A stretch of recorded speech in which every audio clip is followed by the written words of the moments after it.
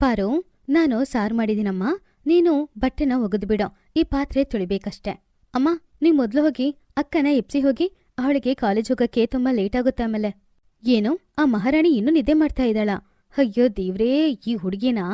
ಮೋನಾ, ಏ ಮೋನಾ, ಎದ್ದೇಳ್ತೀಯೋ ಇಲ್ಲ ಬಕೆಟಲ್ಲಿ ನೀರ್ ತಗೊಂಡ್ ಬಂದ್ ಚೆಲ್ಲ? ಅಮ್ಮ, ಎದ್ದೇಳ್ತಿದ್ದೀನಿ. ಯಾಕಮ್ಮ ಕಿಚ್ತಾ ಇದ್ದೀರಾ? ನಾನಿಷ್ಟು ಕಿಚ್ಚಿಲ್ಲ ಅಂದ್ರೆ ನಿನ್ ನಿದ್ದೆಯಿಂದ ಎದ್ದೇಳ್ದು ಯಾವಾಗ? ಹೋಗು, ಹೋಗಿ ಅಡಿಗೆ ಮನೆ ಕೆಲಸ ಮಾಡು. ಏನು, ಅಡಿಗೆ ಮನೆ ಕೆಲ್ಸನಾ? ಪಾರಿಯಲ್ಲಿದ್ದಾಳೆ, ಅವಳು ಬಟ್ಟೆ ಒಗಿತಾ ಇದ್ದಾಳೆ. ನೀನ್ ಹೋಗಿ ರೋಟಿ ಮಾಡಕ್ಕೇನ್ ಕಷ್ಟ ನಿಂಗೆ? ಹೋಗು, ಅವಳು ನಿನ್ ತಂಗಿ, ಸ್ವಲ್ಪನಾದ್ರೂ ನಾಚಿಕೆ ಇದೆಯಾ? ನಿನಗಿಂತ ಜಾಸ್ತಿ ಕೆಲ್ಸನ ಅವಳೇ ಮಾಡೋದು. ಅದು ಯಾಕಂದ್ರೆ ಅವಳಿಗೆ ಅದೇ ಗೊತ್ತಿರೋದು, ಆದ್ರಿಂದ ಜೀವನ ಪೂರ್ತಿ ಅದೇ ಮಾಡ್ತಾಳೆ. ಮನೆ ಕೆಲ್ಸನ ಬಿಟ್ರೆ ಅವಳಿಗೆ ಬೇರೆ ಏನು ಗೊತ್ತೋ? ಅಮ್ಮ, ಇವಾಗ ನಾನು ಯಾಕೆ ಇದೆಲ್ಲ ಮಾತಾಡ್ಬೇಕು? ನನಗೆ ಸುಮಾರು ಕೆಲಸ ಇದೆ, ಕಾಲೇಜ್ಗೆ ಹೋಗ್ಬೇಕು. ನೀವು ಪಾರತ್ರ ಹೇಳ್ಬಿಡಿ ನನ್ನ ಲಂಚ್ ಬಾಕ್ಸ್ನ ಅವಳು ಪ್ಯಾಕ್ ಮಾಡ್ಲಿ. ಅರೆ, ಆದ್ರೆ ಹಾಗೆ ಈಗಮ್ಮ, ಸ್ವಲ್ಪ ಇರು. ಆದ್ರೆ ಮೋನಾ ಮಾತ್ರ ಅವಳ ತಾಯಿ ಮಾತನ್ನ ಕಿವಿಗೆ ಹಾಕೊಳ್ಳಿಲ್ಲ. ನಿಜ ಹೇಳ್ಬೇಕಂದ್ರೆ ಮೋನಿಕಾ ಪಾರಿಗಿಂತ ಸ್ವಲ್ಪ ದೊಡ್ಡವಳೆ. ಆದ್ರೆ ನಿಜ ಹೇಳ್ಬೇಕಂದ್ರೆ ಒಬ್ರನ್ನ ಅರ್ಥ ಮಾಡ್ಕೊಳ್ಳೋದ್ರಲ್ಲಿ ಪಾರು ತರ ಯಾರೂ ಇಲ್ಲ. ಪಾರು ಚಿಕ್ಕ ವಯಸ್ಸಿಂದಾನೇ ತುಂಬಾ ಒಳ್ಳೆ ಹುಡುಗಿಯಾಗಿದ್ಲ. ಆದ್ರೆ ಮೋನಿಕಾ ಮಾತ್ರ ತುಂಬಾನೇ ಕೆಟ್ಟ ಹುಡುಗಿಯಾಗಿದ್ಲ. ಅವಳಿಗೆ ಶ್ರೀಮಂತ ಜೀವನ, ಮಾಡರ್ನ್ ಲೈಫ್ನ ಜೀವಿಸ್ಬೇಕು ಅನ್ನುವ ಆಸೆ ಇತ್ತು.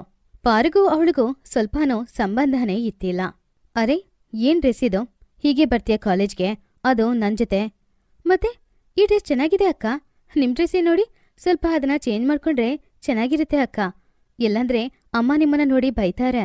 ಇವಾಗ ಫ್ಯಾಷನ್ ಏನು ಅನ್ನೋದು ನಿನಗೇನ್ ಗೊತ್ತೋ? ನೀನೊಂದ್ ಕೆಲ್ಸ ಮಾಡೋ, ನೀನೊಬ್ಳೇ ಕಾಲೇಜ್ಗೆ ಹೋಗೋ, ನಾನು ಫ್ರೆಂಡ್ಸ್ ಜೊತೆ ಹೋಗ್ತೀನಿ.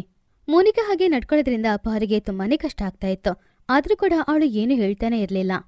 ಅಕ್ಕ ತಂಗಿ ಇಬ್ರು ಚಿಕ್ಕ ವಯಸ್ಸಲ್ಲೇ ಅವ್ರ ತಂದೆನ ಕಳ್ಕೊಂಡ್ರು. ಆಮೇಲೆ ಅವ್ರ ತಾಯಿ ಸರಳಾನೇ ಅವ್ರಿಬ್ರನ್ನ ನೋಡ್ಕೊಳ್ತಿದ್ದಿದ್ದು. ಒಂದಿನ, ಅರೆ ತಮ್ಮ ನೀವಾ? ಯಾವಾಗ ಬಂದ್ರಿ? ಮೋನಾ, ಚಿಕ್ಕಪ್ಪ ಬಂದಿದ್ದಾರೆ, ಸ್ವಲ್ಪ ಕಾಫಿ ತಗೊಂಡ್ ಬಾಮ್ಮ. ನೀವ್ ಬನ್ನಿ, ಕೂತ್ಕೊಳ್ಳಿ. ಏನಾದ್ರೂ ಮುಖ್ಯವಾದ ವಿಷಯನ ಬಂದಿದ್ದೀರಾ? ಹೌದಮ್ಮ, ಏನ್ ಮಾಡೋದು, ಆದ್ರಿಂದ ನಿಮ್ಮನ್ನ ಮಕ್ಳನ್ನ ನೋಡಕ್ಕಾಗಿಲ್ಲ. ಮತ್ತೆ ಏನೋ ತೊಂದ್ರೆ ಇಲ್ಲ ತಾನೇ? ಹಾ, ಎಲ್ರೂ ಚೆನ್ನಾಗಿದ್ದಾರೆ. ನಮ್ಮ ಪಾರುನೇ ಈ ಸಲ ಕಾಲೇಜಲ್ಲಿ ಟಾಪ್ ಬಂದಿದ್ದಾಳೆ. ಅರೇ ವಾ, ಒಳ್ಳೆ ವಿಷಯ. ಹೇಳ್ಬೇಕಂದ್ರೆ ಪಾರುಗೆ ಆಗೋದೆಲ್ಲ ಒಳ್ಳೇದೇ ಆಗುತ್ತೆ. ಮತ್ತೆ ಮೋನನ್ ಕತೆ ಏನೋ? ಅವಳ ಬಗ್ಗೆ ಅಂತೂ ಏನ್ ಹೇಳೋದು, ನಿಮಗೆ ಎಲ್ಲ ಗೊತ್ತುಂಟು ತಾನೆ? ಅರೆ, ಚಿಂತೆಗೊಳ್ಬೇಡಿ, ಮೋನನೂ ಕಮ್ಮಿ ಇಲ್ಲ. ಮತ್ತೆ ಸರಳ, ನಿನ್ನತ್ರ ಒಂದ್ ವಿಷಯ ಮಾತಾಡ್ಬೇಕಿತ್ತು.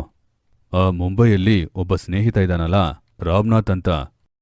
ಹೌದು, ಸೋನಿ ಮದುವೆಗೆ ಬಂದಿದ್ರಲ್ಲ, ಅವರ ಮಗ ಕೂಡ ಡಾಕ್ಟರ್ ಅಂತ. ಆ ಹುಡುಗನ ಹೆಸರೇನು? ಅನಿಕೇತ್. ಅವನೇ. ಆ ರಾಮನಾಥು ನಂಗೆ ನಿನ್ನೆ ಫೋನ್ ಮಾಡಿದ್ದ. ಅವನು ನಮ್ಮ ಮನೆಯಲ್ಲಿ ಸಂಬಂಧ ಬೆಳೆಸ್ಬೇಕಂತೆ. ಅವ್ರ ಮಗನನ್ನ ನಿನ್ನ ಅಳಿಯನಾಗೆ ಮಾಡಕ್ ನೋಡ್ತಾ ಇದಾರೆ. ಸರಳ ಆ ಹುಡುಗನ ಬಗ್ಗೆ ಮುಂದೆ ಏನೇನು ಕೇಳ್ಬೇಕು ಅಂತ ಅಂದ್ಕೊಂಡಿದ್ದಾಗ ಮೋನಿಕಾ ನೀರ್ ತಗೊಂಡ್ ಬಂದ್ಲು. ಅವಳಿಗೆ ಅನಿಕೇತ್ನ ಗೊತ್ತು.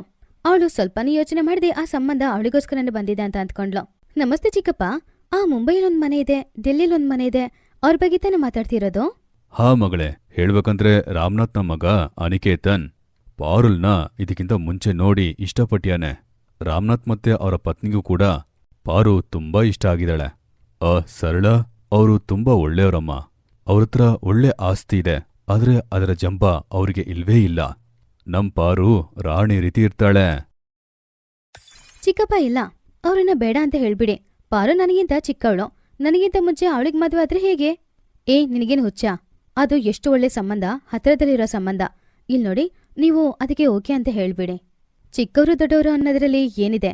ನಾನು ಅಷ್ಟೊಳಗೆ ಹೇಗಾದ್ರೂ ಮಾಡಿ ಮೋನಿಕಾಳಿಗೂ ಒಂದು ಹುಡುಗ ಇದ್ದಾನ ತಿಳ್ಬಿಟ್ಟು ಹುಡುಗಿ ಮದುವೆ ಮಾಡೋಣ. ಮೋನಿಕಾಳಿಂದ ಅದನ್ನ ತಡೆಯಕ್ಕಾಗ್ಲಿಲ್ಲ. ಆದ್ರೆ ಅವಳಿಗೆ ಮಾತ್ರ ಆ ವಿಷಯದಲ್ಲಿ ತುಂಬಾನೇ ಕೋಪ ಇತ್ತು. ಅವಳು ಹೇಗೇಗೂ ಅದನ್ನ ತಡೆಯೋದಕ್ಕೆ ಎಷ್ಟು ಪ್ರಯತ್ನ ಮಾಡಿದ್ಲು. ಆದ್ರೂ ಕೂಡ ಅವಳಿಂದ ಆ ಮದುವೆನ ತಡಿಲಿಕ್ಕಾಗ್ಲೇ ಇಲ್ಲ. ಆದ್ರೆ ಪಾರು ಮದುವೆಗಿಂತ ಮುಂಚೆನೇ ಮೋನಿಕಾಳಿಗೋಸ್ಕರನೂ ಒಂದು ಸಂಬಂಧ ಬಂತು. ಆ ಕುಟುಂಬನೂ ಚೆನ್ನಾಗಿತ್ತು, ಹಣಕ್ಕೂ ಏನೂ ಕಮ್ಮಿ ಇರ್ಲಿಲ್ಲ. ಆದ್ರೆ ಅವರು ವಾಸ ಮಾಡದಂತೋ ಒಂದು ಚಿಕ್ಕ ಕುಗ್ರಾಮದಲ್ಲಿ. ಸರಳ ಮೋನಿಕಾಗೂ ಕೂಡ ಸಿಟಿಯಲ್ಲೇ ಒಂದು ಹುಡುಗನ ಹುಡುಕ್ತಾ ಇದ್ಲು. ಆದ್ರೆ ಆ ಸಂಬಂಧಗಳು ಯಾವುದು ಸರಿ ಬರ್ಲಿಲ್ಲ. ಕೊನೆಗೆ ಮೋನಿಕಾ ಆ ಹಳ್ಳಿಯ ಸಂಬಂಧಕ್ಕೆ ಓಕೆ ಅನ್ಬೇಕಾಗಿತ್ತು. ಇಬ್ರು ಅಕ್ಕ ತಂಗಿಯರಿಗೂ ಅದ್ದೂರಿಯಾಗಿ ಮದುವೆನೂ ಮಾಡಿ ಮುಗಿಸಿದ್ರು. ಮೋನಿಕಾ,